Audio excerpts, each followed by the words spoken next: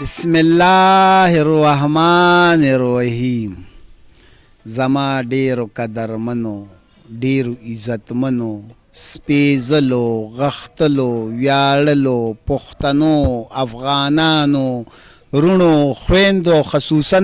مسافرو ملګرو، زیم ستاسو باچاجي،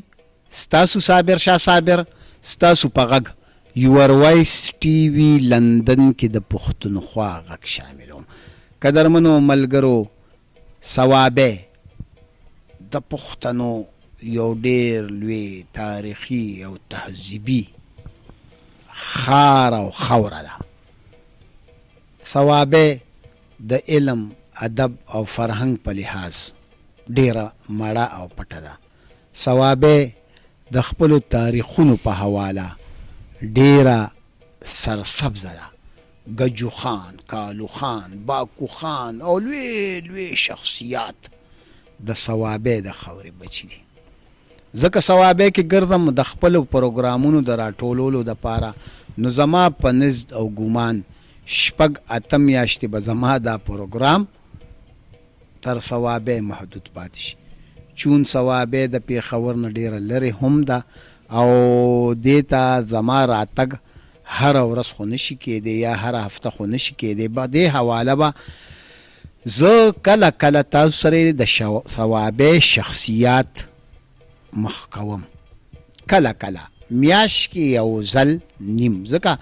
چې د پښتونخوا علاقه، د پښتونخوا خوره، د پښتونخوا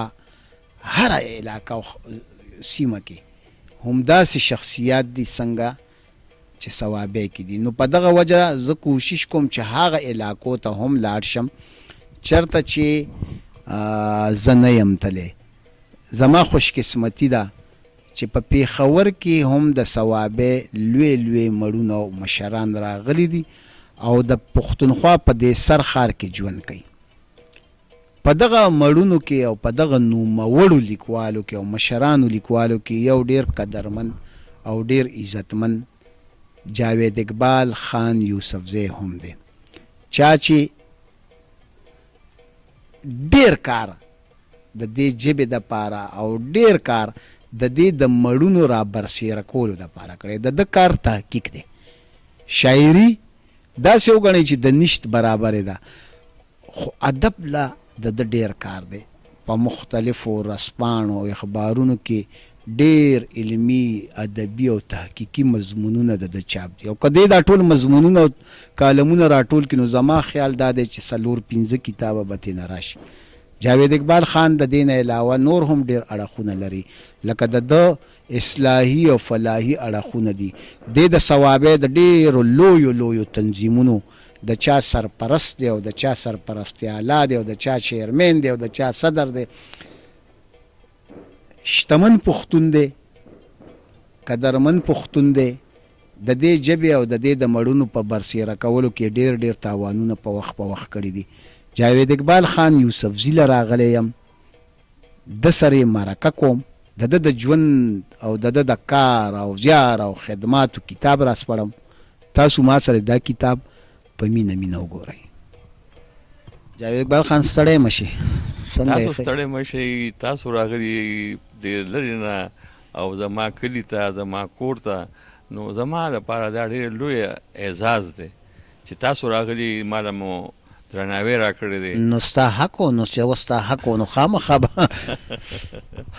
صوابه خو د علم او ادب لوی ټاټوبی دی، لوی مرکز دی. د پښتو اتلان پکې پیدا شوي دي. بلکې دا زه چې څومره سیمینارونه کوم، زر ساعت کې افغانستان کې هلته بره ګرځم یا صوابه کې. څه وایې صوابه کې نن سبا څه صورتحال دی د ادب په حواله؟ ادب خو که زه دا ورته ووایم چې څومره ژوندی هلته کې دی، نو دومره بل ځای کې نشته. لکه زه 400 واخلئ، مردان واخلئ، شته مشاعرې کېږي، داسې ادبي پروګرامونه هم کېږي، خو څومره مین چې زمونږ خلک دي او په پښتو په ژبه، پښتو په جرګه، پښتو په اجرا، نو زه وایم چې دا زما خلې اجره که اوس وګوري نو هم زما په صوابۍ کې ژوندی ده جرګه که وګوري نو شاه صاحب هغه زما په صوابۍ کې ژوندی ده که پښتو ګوري زموږ چې کوم لوی افسر راشي صوابۍ ته نو هغه وایي که پښتانه دي خو دا خلک دي موجوده هم زموږ دلته کې اس پي دی شعیب صاحب د چکوال له خوا وایي دا پښتانه دا خلک دي همدغسې زموږ ډیپټي کمیشنر صاحب دی ثناءالله صاحب د سوات دی یوسف زی دی خو هغه وایي چې دا دومره پښتو او دومره قدر ماله چا نه دی راکړی چې څومره ستاسو خلک قدرمند دي نو شکر زه به دا ووایم چې د پښتو هغه ادب هغه قدر د میلمه د مشر هغه شته ته وکیل یې دا د وکیل خو ډېر سخت ژوند دی او ډېر ستړی او منډې او تړې او کچارې او تاڼې او های کورټ او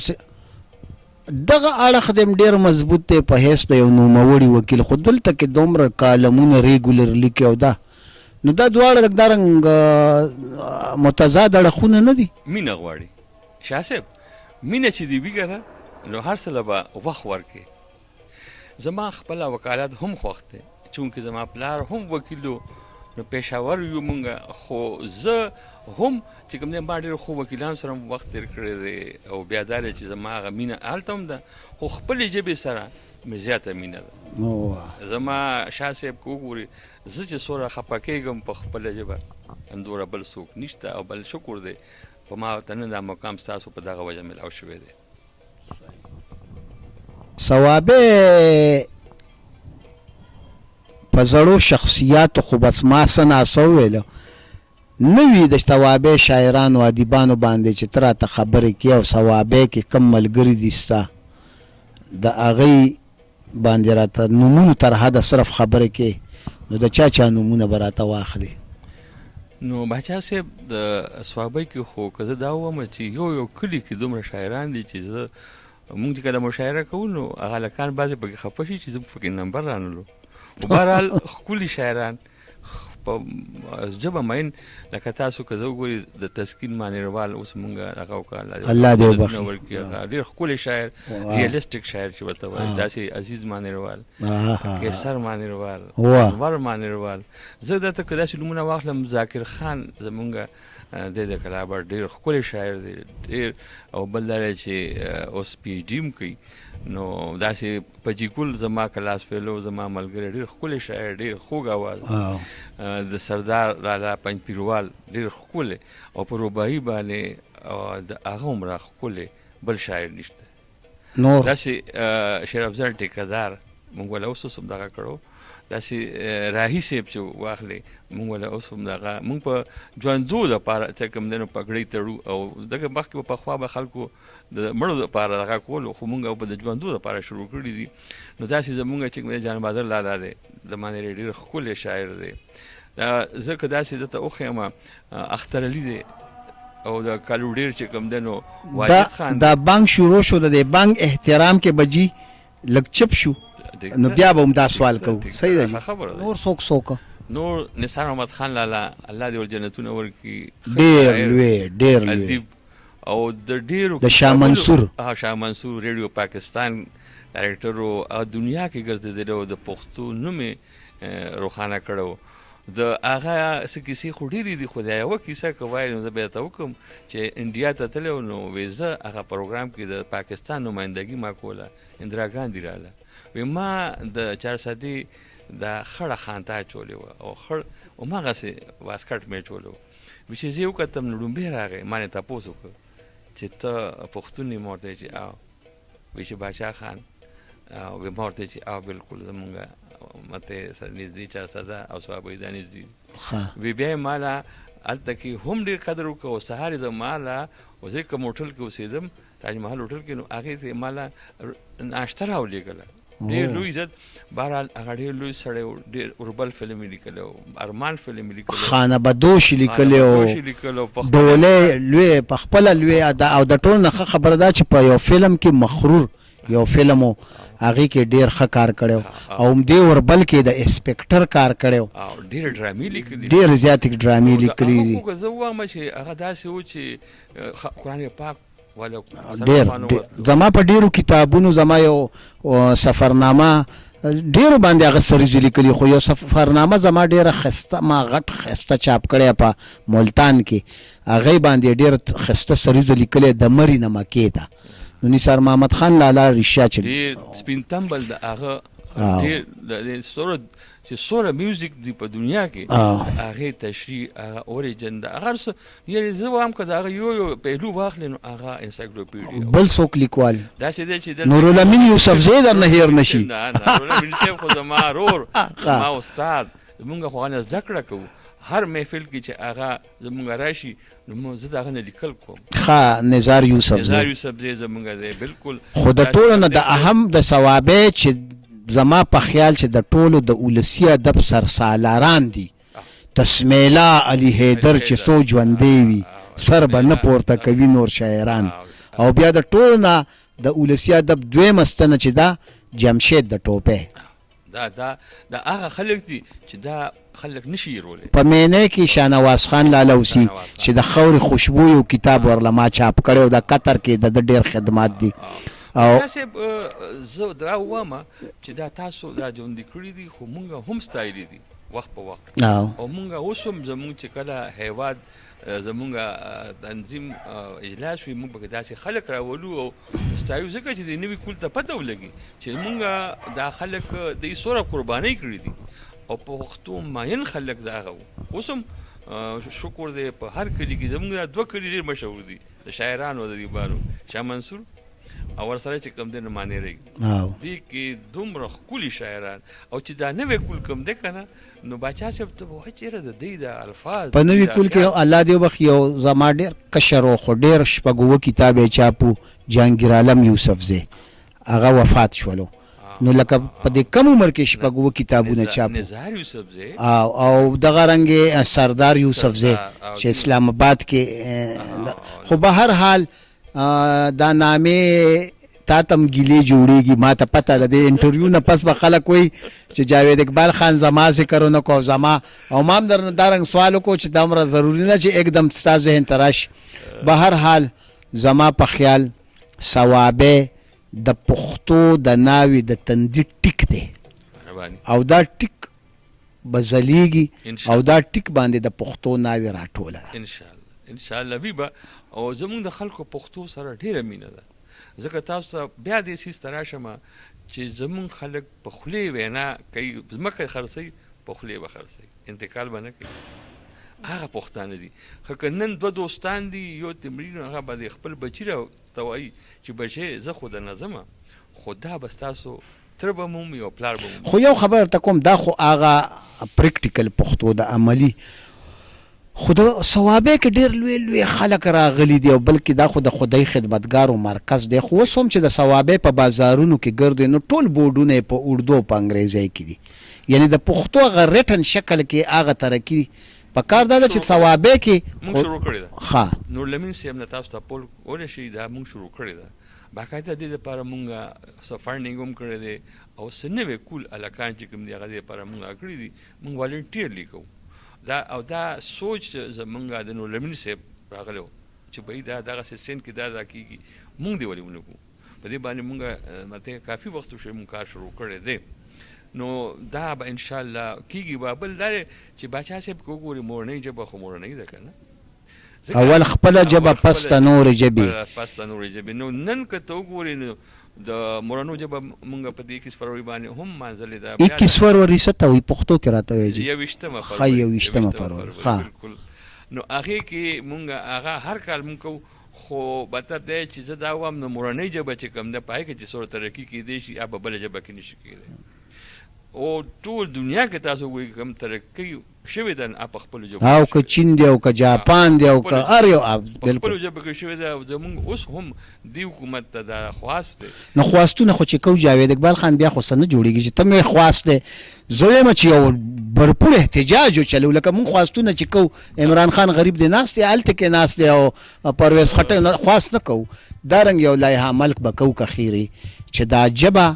لکه راتلونکی نسل مونږ د خندی نه شو ځکه چې تا لم عزت الله پښتو کې درکړی او مالم نو لکه چې مونږ دا خواستونه کوو ما هم بلا ډېرې د پریس کلب مخې ته مظاهرې په 21 فروری کړي دي او د دې رڼا ملګرو خو لکه هغوی خو پې عمل نه کوي نو زما د مطلب دا دی چې تعالی خدای شته درکړي ستا تعلق دی اثر رسوخ دی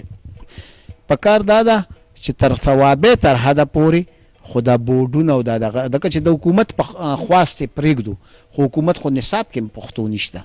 منم جي منم مونږ خپلو ممبرانو ته هم ویلي دي کوم چې پروینشل اسمبلی کې دي په قومي اسمبلی کې دي اصل کې سر صاحب ته مونږ دا خواست ویلي دي اوس خواست خو به زه کوم چې مونږ ورته ویلي دي چې دغه شی نه تر اوسه به د خواست کولو اوس به دې نه پس نه کې و جلالیانو سیدانو درته خبره وکړه ښه خو زما یو بل څیز ته تاسو زه ماته توجه اړوم چې زمونږ ډرامو کې زمونږ کوم هتک امیز خبرې راځي د پښتنو متعلق څوکیدار پښتون او ډریور او کلندر جبه کې وایي تاسو یعنی وکیل پښتون نه خېلو ډاکټر پښتون نه خېلو سپیکر دا چې اوس کوم مقصد کې دی پښتون نه خېلو بس څوکیدار به پښتون دا خی وای اردو دې صحیح نه وای کنه نو زما خو خپل جبه زه په خپل جواب باندې زه فخر کوم او زما خپل جواب ما ته هر څه پته ده خو ما که اردو غلطه وي یا څه فرق پکې دا به خامخا وي خو بهرحال زمونږ د چا سره دغه نشته خو نه د خپلې ژبې به مته تحفظ کوو او وو به بل دا چې مونږ مخکې هم یو داسې خبره راغلې وه هغه جواد حسین چې کوم راغی او هلته کامیز خبره کړې په هغې باندې مونږ هلته کې نور لمین صاحب مو مونږ ټول هلته کې پوره دغه کړو بیا اسمبلي هال ته لړو هغه مونږ تقریبا بیا په هغې باندې احتجاج ریکارډ کړو هغه شی بیا وشو هغه سړی د هغه دغه نه لرې ګوره جاوید اقبال خان زه د پښتنو ته یو دا ډېر ښه موقع او ډېر ښه موضوع ده دې پښتنو ته زه دا ویم چې مونږ به تا تی کې غلطیږو د اردو کیدی شي د فارسیم 1 2 3 4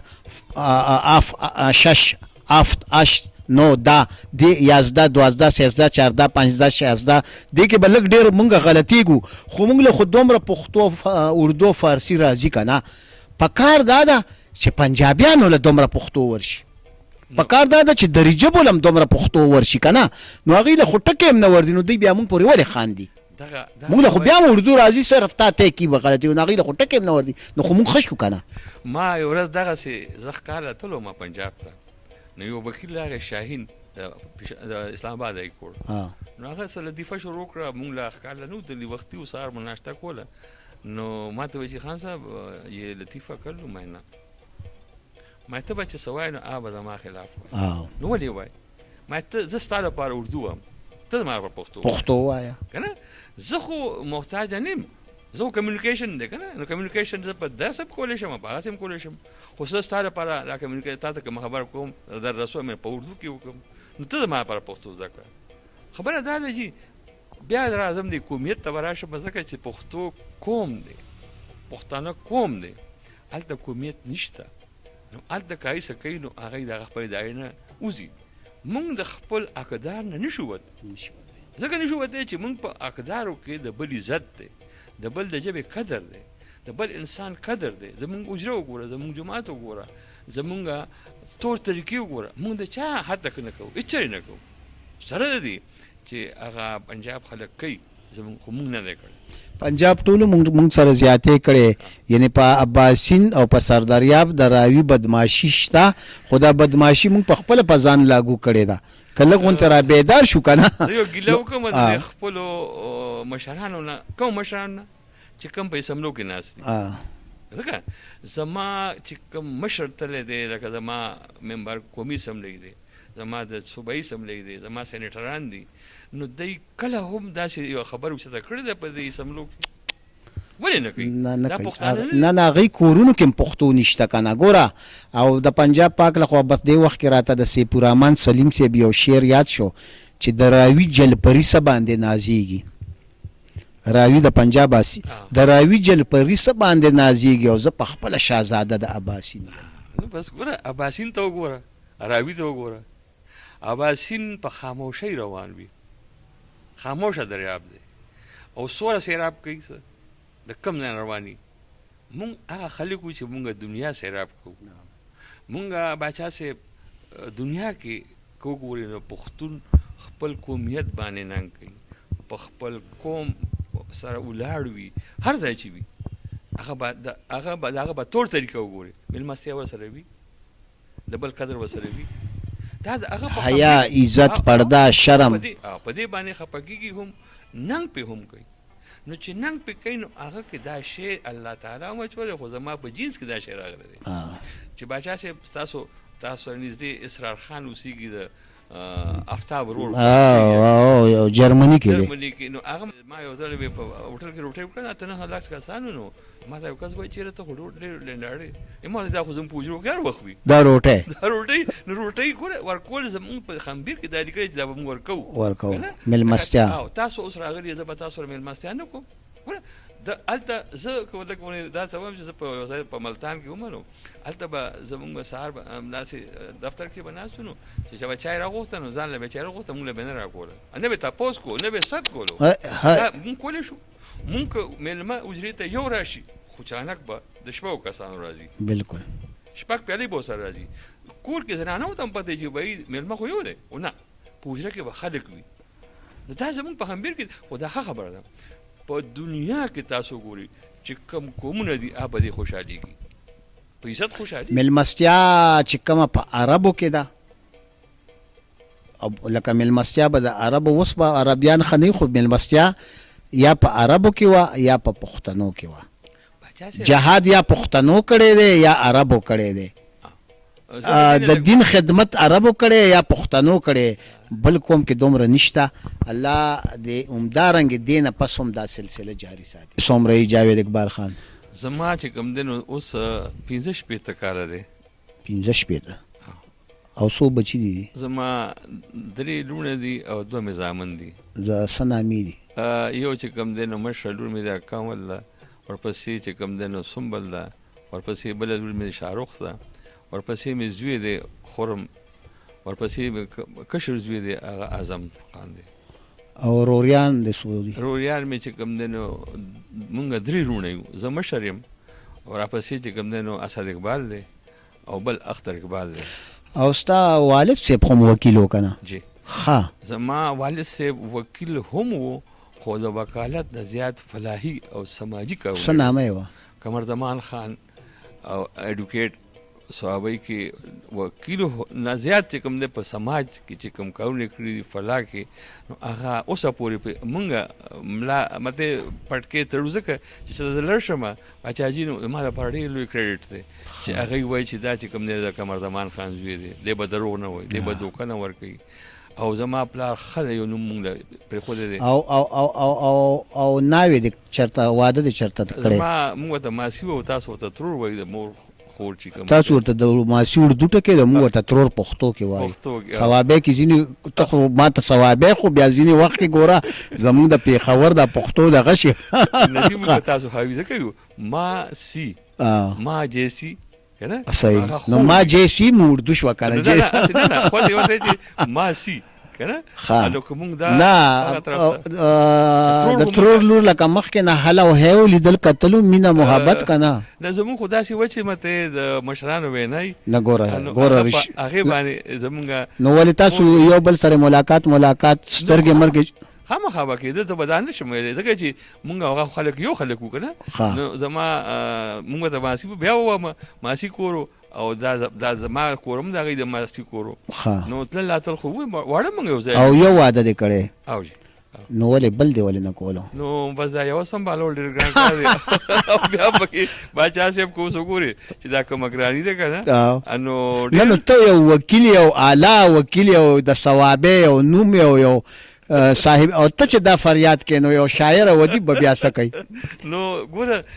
نه زما چې څومره خیال دی اجازت نه درکوي جي. نو دا خو به هم وي د ګرانۍ وجه نه ده، خو ما ته پته چې هغه زمونږ ترور به لږ غونتې در باندې دغه یي که نه؟ یاره دا خو کور کې د چا چلیږي؟ کور کې خو د دواړو چلیږي په انډرسټینډینګ باندې که نه. خپلو کې مونږ داسې څه خبره نشته چې مونږ یو بل ته ښکر اړم کړو. نه ښکر هم چېرته اړم کړی دی، جنګ جګړې وي کله خو کېږي چې وایي منګي نږدې وي نو جنګېږي، دا خو به کېږي ځکه چې وګورې هغه وایي زیمه زوام زیمه، نو دا خو به کېږي. او عام د ثوابې پوښتنه ده. او بل دا چې ورسره چې کوم دی نو چې یو خاندان وي نو هغه خو بیا وایي زه تا نه کم یم او که نه، ځکه چې مته زه ته هم دغه شی او زه هم د دغه خاندان یم، نو هغه که داسې لرې نه وکړي نو بیا پکې لږ هغه کولی شي. د ثوابې د ودونو څنګه رواج وي جي؟ زمونږ لکه دلته خو زمونږ چې دا کم رواجونه دي که نه نو د واده نه مخکې دا ست وي مونږ ورته سدې وایو که نه او دا خلک ښځې ګرځي کورونو کې چې په پلانکي تاریخ ودونه دي واده دی بیا د هغې نه مخکې بیا ممکن خو دغه هندویزم رسمونه اوس راغلي سادې ګنې دا نه دغه نکریزې نه پښتو کې او نه د دوی څه کیسه وي دلته خو په پالنګ زلمې خېږي د ثوابې د پښتنو څه زه یو خو اول که زه لږه دغه ته لاړ شم لنډو ټکو کې چې راته لنډو اول کویزن زموږ کېږي او دا خو د ټولو کویزن کې هم چې کوم نه پابندي ولګي په هلکه په جینۍ د کویدن نه پس هلک جینۍ ملاقات کولی شي نه او بیا دا چې دا تر واده پورې دا پابندي وي دا ډېره سوچه پښتو ده دا داسې هغه وي چې حالانکه موږ اوس خپل یو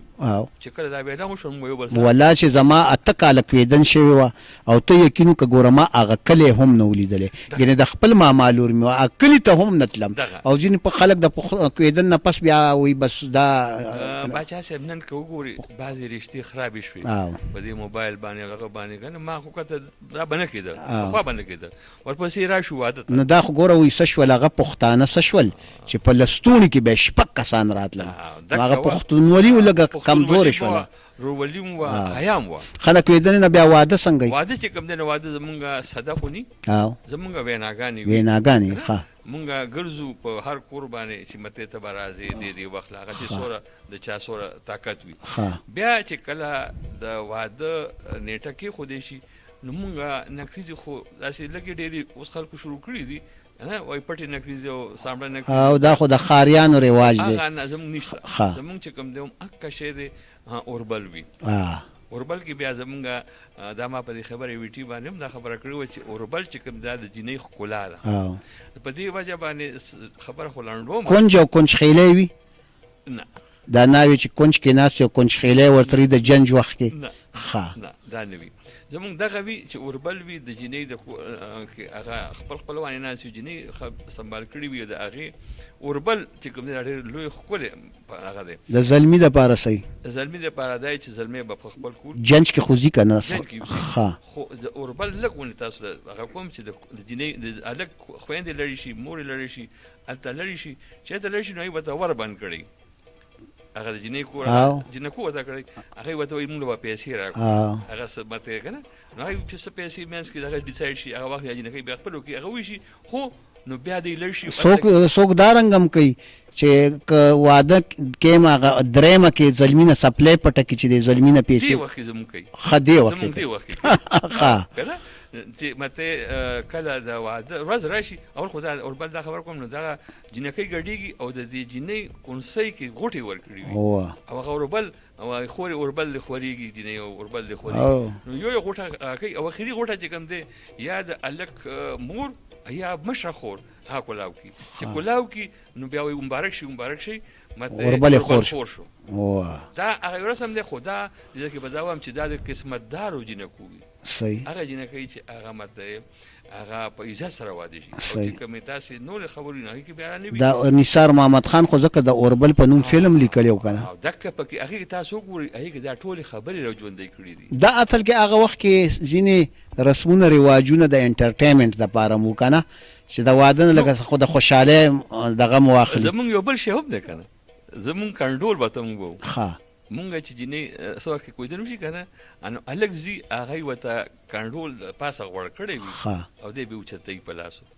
نو که اوچت یې نه که وایي چې دا نامرده دی نو دا یو زمونږ رسم هم شته رسمونه زمونږ ډېر دي داسې خو بهرحال رسم وي د ښکلا دپاره د ښکلا دپاره حالانکې مته که وګورې فضول هم اوس ترې رواجونه جوړ شول که نه رواج دی خو ګوره دا رسم چې کوم دی رواج دا ګورې د هر ژبې سره تړلي څیزونه دي لکه ته به پښتون په څه پېژنې په رواج به یې پېژنې په انګریزۍ کې ته وګورې انګلستان کې رسم رواج دی قانون نشته قانون څه دی هغه په رسم رواج باندې بحث کوي لکه څنګه چې زمونږ روغې کوو جرګه رسم دی زمونږ جرګه رسم دی که نه چې ستا عدالت او کچرو کې کومه فیصله نه کېږي ته خو وکیل یې زما په جرګه کې کېږي او بل دې کې خوږه خبره ده باچا صاحب چې کومه جرګه فیصله وکړي هغه عدالت کې اپیلیبل نه ده هغې اپیل نه کېږي دلته خو یو عدالت کې وشي بلکې اپیل وشي بلکې وشي د دې ګوره دا دومره لویه فیصله وي چې د دې په دې باندې اپیل نشي کېدی ته به چغې وې خو نه خو دا او دا غري عدالت چې فیصله وکړي نو کې خامخا یو طرف خپه یو خوشحاله شي د جرګې فیصله چې هغه دواړه خوشحاله ساتي وایه کنه جاوید اقبال خان څه غزل مزل راته ووایه ووایم چې تاسو وخت راکوئ او مطلب دا چې داسې موقع نو پکار دی چې زه ووایم نو ووایم دا زه ګورم دې کې زما خو غزلې ډېرې دي او تاسو خپل هم شاعران یې نو که زه بنده دا نستا غزل ته کتاب ولې نه چاپ کې نو دې ته مې زه اصل کې لا لګیا یم په نثر باندې هم خو ما ته پته چې ته محقق یې ته ادیب یې خو شاعرۍ ته نو بیا یې لیکي ولې پکار چې لیکي دومره خواري پکې نو دا چې ما خو چې ستا نه کمې غزلې اورېدلې ښه دي ښه معیاري دي ښه غمامیزې دي نو پکار چې چاپ شي که نه زه داسې ده چې زه دې کې لږ ونې وایم چې زه لږ مخکې هم لاړ شم زما تحقیق هم ډېر وي بل دا چې زه کله شاعر غزل یو لیکم نو زه خپل استادان زما محقق کوم خو استادان چې دي کوم دي خالد اسرت صاحب شو پنجپیر سردار لالا دا ډېر ښکلي شان هغې نه بیا زه دا باقاعده هغې سره بیا نوره دا ښکلي شي چې کله د هغې د قلم نه وځي نو دا یو غزل به ته ووایم دا خپل په دغه باندې ګورم چې دې کې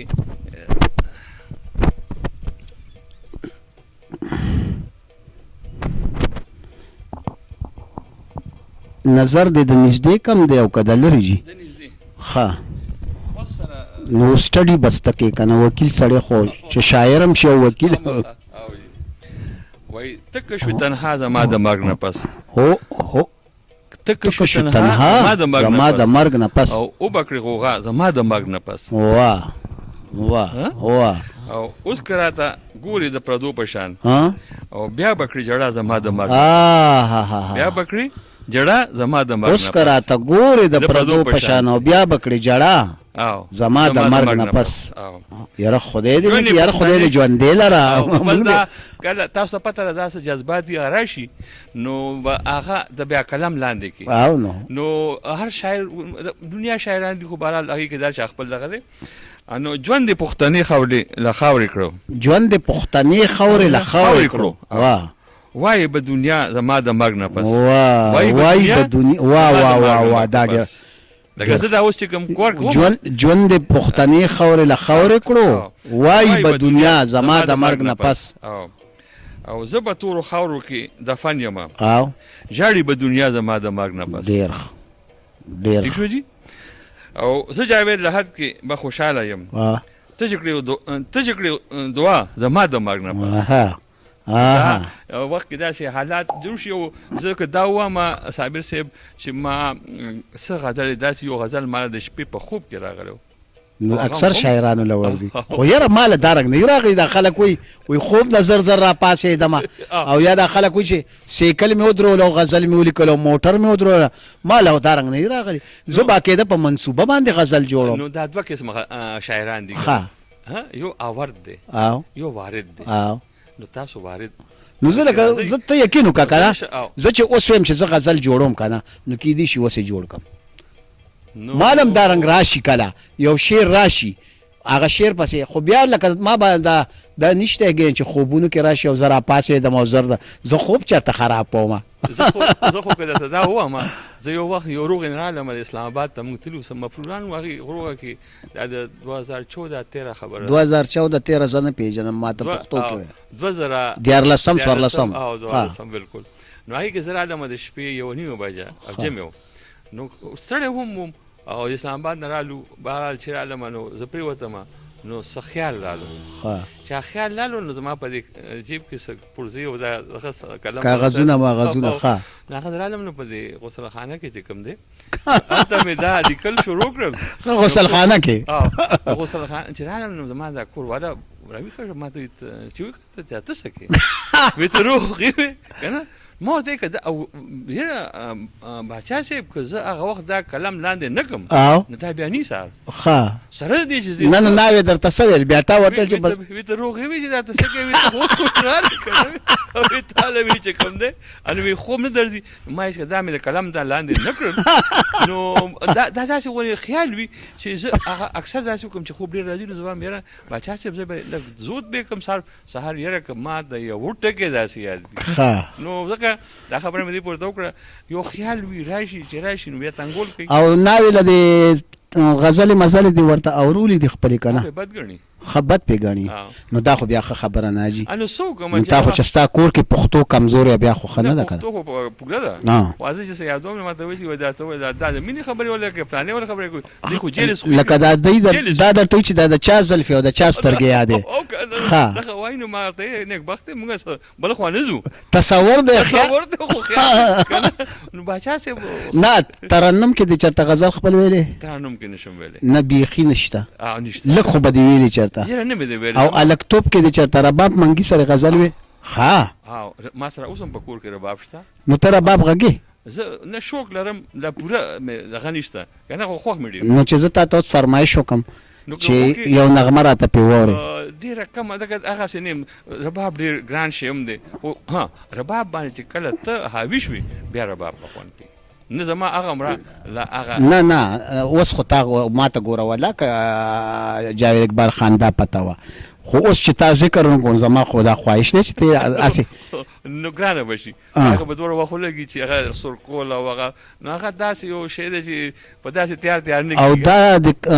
اوس د وختونو کې زده کړې کنه دا ظلمیتوب نه دی رباب مې اوس زده کړې دی لکه سلور کاله یا 15 کاله بګي ها ثوابه کې هنرمندان څوک څوک دي یا وو کفایت شاه بادشاه اوس وفات شو کنه وحید ګل شباب هم اوس د ثوابه دی کنه دی خو مخ خټه خو د بل دی خو اوسېږي ثوابه کې سکندر یو نوې الګ د ثوابه پراپر ثوابه ډیر خپل غزل وای کنه او ډیر پتا نوم سره وای دا چې ډیر دی په ثوابه کې په هر وجه کې به هر ماس خوتن دا وخت بوسه رباب منګي سره یا هغه سره به مجلسونه کیږي دا زموږ روایتي سونه دي صحیح او مشران د وزین چې پاسي نو الکان داسې شروع کی هغه وزیر سره آباد وي نو دا شی شته الته کې چې څنګه تاسو مې ادب سره تعلق دی داسې د هنر سره هم شته او د هنرمندانو قدر هم شته ځکه تاسو دا وایم چې شکل ناز هم د ثوابه ده کنه او داسې ډیر دي چې بته د نصر احمد خان له ماته وی چې دا دغه چې کومه و د انډیا کې هغه مدوباله عام د ثوابه و د ثوابه د هاند کلی او د مدوباله د ثوابه و نو داسې کو تاسو وګورئ چې ماته بن نصر احمد خان له ډیر خلک به او هغه سره ډیر زیات علم او ټول خلکو سره هغه ناس هغه د علم غرو خو بدقسمتي د خیر قدر په ژوند شوی دی دا رنګم نه او موږ له ستاینه کړی موږ پروګرامونه کړی دي دا هغه په ژوند هم او د هغه د مرګ نه پس هم هغه ځامن او ما ورته بچی ډیرون ما وته لاله دا څنګه چل دی نو شکر دی هغه ونه ما ډیر زده کړی دی الله دې وبخي د گجو خان او کالو خان او باکو خان او د لوی هسته د ثوابه د عزت او عظمت د پټکی ولونه دي خدا تر څو وخت پورې هیر هم وو خصوصا گجو خان او کالو خان بابا د دې په مزارونو دریافت یا د دې په جوړولو کې او د دې کې مستا رول شته ته لګه ماته وایي هغه خبره وکړه دا تاسو ته وایم چې دا مزارونه هم مونږ جوړ کړي دي د خان گجو خان مزار خو چې کوم دینو د حیدروتی سه په وخت کې شو صحیح او زموږ اول شیر خان دی یار حسین ام پی ام پاتې شوی دی او ډېر په دې پښتو مینوم دی داغه پکې ډېر دغه او زمونږ اعجاز یوسف زی ډېر خپل شاعر ډېر خپل محقق کنه هغه دا د هغه په هغه باندې تاون باندې د او زمونږ ټولو دایو داسې مونږ هغه وخت کې حیدروتی صاحب سره دا شی دا کوه هغه چې هغه په ډېر په هغه باندې وکړ او ډېر خپل مزار د خان گجو خان جوړ شو صحیح او بل د هغه سرګل کې خزونوم چې د ملک احمد خان کوم مزار هغه کې زه ووم نه خو دغه زمون اجازه صاحب پکې ومو او دای چې کوم دینو د هم حیدروتی صاحب په دغه باندې شوی دی هغه په ماته د هغه کې تانه سره دی او الډن ډیر کې او الډن ډیر او دغه ځای دغه ماته ډیر خپل مزار جوړ شوی بیا موږ د ملک کالو خان دغه ترازو د ملک کالو خان مزار نو او د ملک کالو خان یو داسې اتکامیز دغه راغی په کتاب کې بیا باندې موږ یو مومنټو چلو او کامیاب شو یوسف زو ډیسټریکټ دی کنه او هغه بیا د صدر شو موږ هغه بیا وزیر تعلیم څخه لړو بار هغه موږ ډیر کامیابی سره هغه سبجیکټ چې کوم هغه مضمون د نه هم جماعت هغه انګلیش کتاب کې د سنیر په دغه باندې هغه دغه نه لري شو او هغه یعنی کالو خان بابا ته یو غل ویلو پکې شکمار کویت او بیا د مولا د پیاده ډیر زیات صفت کړو د اکبر باچا کړو نو خو د مغولو بچی دی او د مغولو صفت به کولو بس هغه حالت خو یو شی شو خو مونږ هغه چې کوم جدوجهد وکړو هغه خدای پاک هغه د شیدر هغه د کورس هم لري شو او هغه باندې بیا مونږ هغه کوم هغه یو کالوډیر کې دی کالوډیر کې نو ډیر خسته حال کې ها ورزیدل و سداسي نو هغه مونږ سم کو بیا پای باندې زمونږ غلام حقانی چې کوم دی هغه وخت ناظم الله او تحصیل اوس بیا خدای پاک کړی نو هغه مونږ فند راک او هغه باندې مونږ هغه جوړ کړ ډیر خوله جوړ دی په هغه کې مته هغه سره جنازه ګام جوړ شوې ده نو دا مونږ یو ډیر لوی جدوجهد او ما ګوره په دې دواړو سیمینارونه کړی دي او جی او تاسو په هغه باندې کړی هم دي تاسو په کتاب هم کړی دی موږ تاسو هم ډیر زیات مشکور یو باچا صاحب تاسو د رڼا کوم چې کوم د تنظیم دی د باچا صاحب رڼا هغه چې د ستاینې وړ په دې ده چې تاسو سوره سیمینارونه کوی هغه باندې کتابونه هم لیکي دا ډیر لوی ګران کار دی خو دا چې کوم دی موږ هم د سره یو خو نه تاسو چې کوم جدوجهد دی کوم کوشش دی دا ډیر دا ستا درون نظر دی دا ستا درون نظر دی باچا صاحب ګران کار دی دا ګوره تاسو زما خیال سور سیمینار ما به تر اوسه اوه څلوېښت سیمینارونه په اوه څلوېښتو شخصیاتو کړي دي نو دا اسانه خبره ده د هغه الان کې دا د حکومتونو او دولتونو کار وي ښه په باکو خان بابا باندې تاسو ولې لکه ما هم درته ګوره یو وخت کې ویلو چې د باندې یو سیمینار د پېښور کې را جوړوم ما سره تاسو ملاتړ شئ خو دا خبره تاسو رستو کوله نو دومره لوی پوښتنه ما خو تاسو ته یو خبره کړې وه خو تاسو دا ووایي چې زموږ اوس د شیرشاه سوري دا کوو نو په دې وجه باندې ما تاسو ته هغه بل راځم دا ووایي چې تاسو کوی نه هغه مونږ هغه مزار هم د هغه شته او د هغه ځای او د هغه خیل هغه چې کوم خلک دي هغه ته هم ما ویلي دي ته نو چې کله تاسو وایي نو هغه هم تیار دي مونږ هم تیار یو ان شاء الله کوو او باکو خان ته به سوي د پښتنو نیپولین دومره لوی د نیپولین بوناپارټ هغه ورته هغه تخلص ورکړو چې پښتنو کې دومره زبردست سالار نو بیا هم دا د هیر دی هیر خو نه دی چې باچاجي یاد نه کړي د پېښور سرخار کې ما ته پته څوک نه یادوي خبره ټیک ده خو مطلب دی چې مونږ هغه هیر کړی نه دی په مقدس خو هغه دې لیول باندې نه دی یاد شوی دا ډېره خبره ده مونږ کوشش هم دا چې ماته هغه یاد هم شي په هغه لیکلو هم شي کنه نو په کتابونو کې شته خو هغه عمر نه چې سور په کار دی ان شاء الله کوو به تاسو چې کله وای ما ته تیاری کړی دی نو ان شاء الله دینه پس تاسو بس اپریل کې زما ډیر خواهش دی ان شاء الله چې یو باکو خان باندې سیمینار کو او یو په بهلول لودي باندې سیمینار کو بهلول دا د پښتنو لوی باچاو خوشحال بابا په خپلو شعرونو کې د شیرشاه ذکر کړی دی زه یو بل خبر تاسو ته کوم چې ما هغه هم زما هغه کې دی چې عجب خان افریدي باندې نه هغه باندې ډیر شوی دی هغه باندې ډیر شوی دی هغه زوی سره ما خبرې کړې د افغانستان کې هغه ما ته وایي چې راک تاسو مته هغه کول غواړي زه هم درشم او مونږ په یو بل هغه وکړو بهرحال شوی خو به او زه وایم چې دا کم زمونږ ډیر لوی خلک وي اوس نیپولین بوناپارټ باکو خان دومره لوی پښتون خو هغه بیا چا یاد نه کو کنه چې دا رنګ خلک را یاد وایه غزل جی خجی بچې زوی او جانان وي بس بچې زوی او جانان وي زمونږ ځان له یو جهان وي او نه رقیب نه غماز وي مونږ د یو بل قربان وي وس په د سوال سمي او د ستورو ډک اسمان وي او چې خوري وي د یار زلفي او نری نری باران وي هاي دا خیال زما رښتیا وي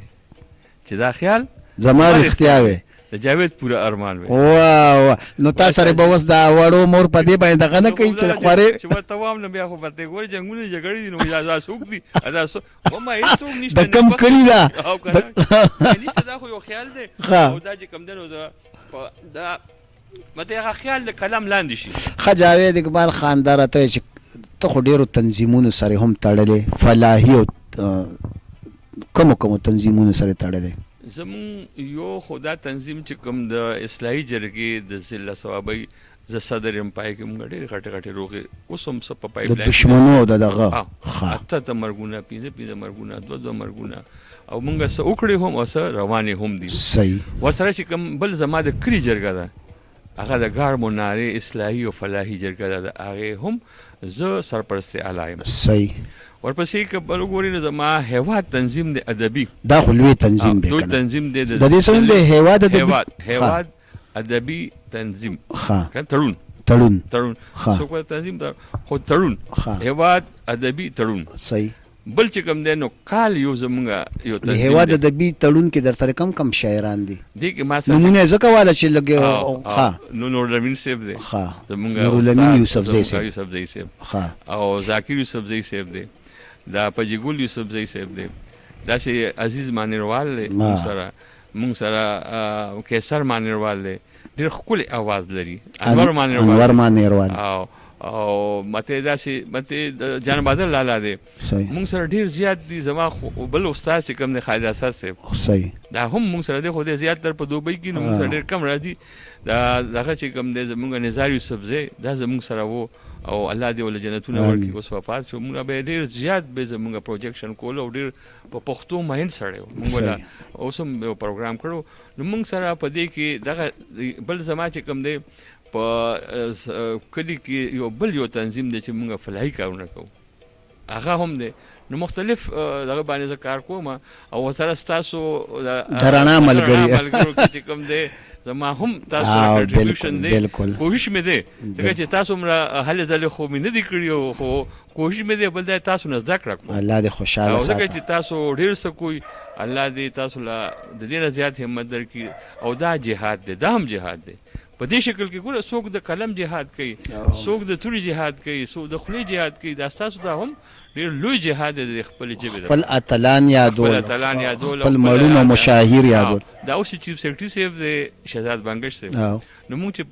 په ملک کالو خان په دې دغه کې موږ لړو مو لیکلې هغه ورکړو چې وایي دا موږ دا چل دی دا کتاب کې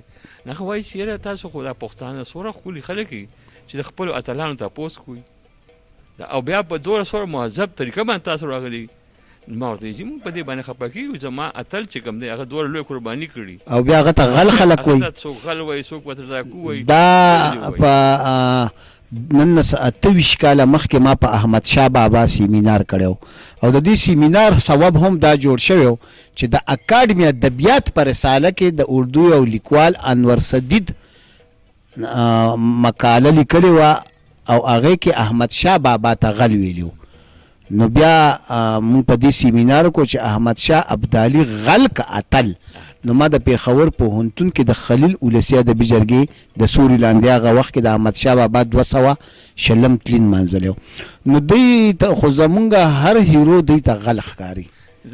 دا کتاب کې او خپل غله ورته اتلان ښکاري نه اوس که دې کې فرض که بل څوک وی که نه ورته د مغولو وکالت ولې کې چې اکبر باچا ته لوی سړی وای یا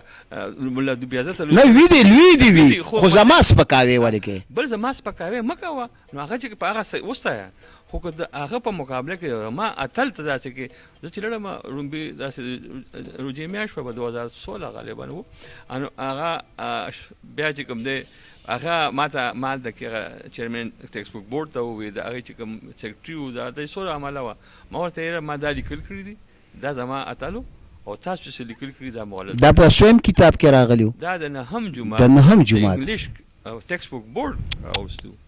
او د سنیر په سبجیکټ باندې صحیح نو مته هغه د لوی مونږه خو نه شکر دی هغه ټیک شو اورسید او ټیکوم شو هغه لري شو صحیح نه لري شو هغه شپږ صفحې وي شپږ صفحې هغې نه وتې او نور چې کوم مو ورته لیکل وکړه او نور هغه شپږ صفحې هغې ورته نه شو هغې کې موږ سره چې کوم دی عباسین یوسفزی صاحب او اعجاز یوسفزی صاحب دا ټولو شکر دی هغه موږ د هغې نه لرې کړل صحیح شو قدرمنو عزتمنو دا او زمونږ ډېر قدردان او ډېر عزتمن ملګری او مشر او قدرمن جاوید اقبال خان یوسفزی شاعر دی محقق دی د په تحقیقي مقالو باندې هم خبرې پوره نشوي د وخت د کمی په وجه بهر حال د جاوید اقبال خان د پښتو ژبې د بقا دپاره او د پښتنو د اصلاح دپاره یو ډېر لوی رول دی. دا تنظیم سازه مشر دی، دا جرګماره مشر دی، قدرمن مشر دی، او په صوابۍ کې د نورو ملګرو سره د پښتو ژبې د ژوند بقا او ښایست دپاره دا مشال د وختونو نه بل ساتلی دی. ما تاسو ته د دې مرکې په شروع کې ویلي دي چې انشاءالله وخت په وخت به د صوابۍ نورو قدرمنو نوموړو دارنګې مشرانو او محسنینو سره زه مرکې هم کوم، کینم به ورسره هم وخت په وخت به صوابۍ ته ځم راځم او د پښتو د ښایست د شمې دا پتنګان به تاسو سره مخ کوم. ډېرې خوږې خبرې وشوې، ډېرې درنې خبرې وشولې. جاوید اقبال خان سره ډېرې خبرې کېدې شوې. د ډېره مطالعه ده، اعلی تعلیم یافته انسان دی، پښتون دی، مشر دی، قدرمن دی، د ډېر کار کړی دی، په خپلو اتلانو مین دی. څه وخت مالا اجازت نور نه راکوي انشاءالله چې د پښتو د مینې دا سفر به همداسې جاري ساتو. تاسو ته یو خواست کوم، یور وایس ټي وي لندن که تاسو تر اوسه نه وي سبسکرایب کړی نو دا خامخا سبسکرایب کوئ، ځکه چې دې سره به زما نورې علمي او ادبي خپرونې او مرکې تاسو له راځي په خپله. نو د یور وایس ټي وي لندن دا سبسکرایب کول ضروری دی او د پښتونخوا غږ زما خپرونه لایک کوئ. د دې مرکې په هکله که څه کمنټس لیکئ نو هغه هم تاسو همدې مرکه کې خامخا ولیکئ. الله دې ستاسو عزت وساتي. اوس خپل کوربه خپل باچاجي صابر شاه صابر له اجازت ورکئ. د لوی الله پامان.